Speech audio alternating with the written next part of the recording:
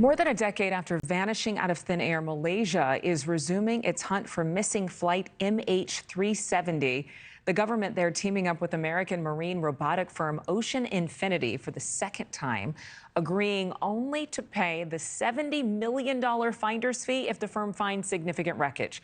The flight carrying 227 passengers and 12 crew members vanished from radar just after takeoff from Kuala Lumpur back in 2014. Satellite data showed the plane deviated from its flight path.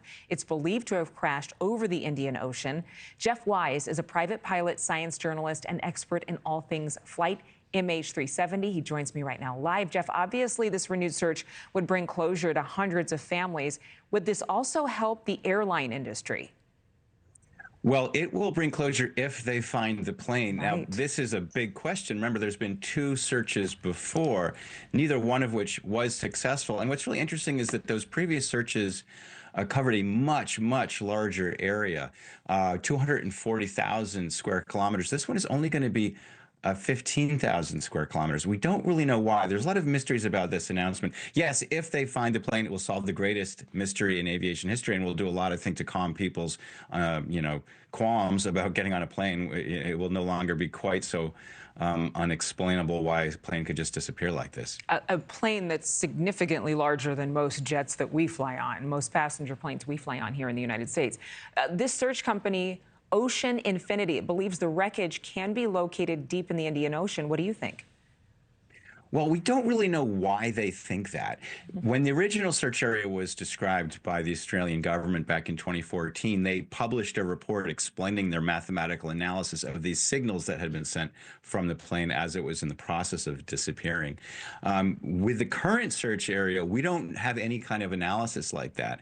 And frankly, I've been covering this case in great detail. I describe it in my podcast, Finding MH370. And there's just nothing that's happened in the last few years that would really give any hint as to why they think they not only think that it's worthwhile for them to go search this area of seabed, but it's a very well-defined area. So they seem to have, or think that they have, some new, very credible and very specific information.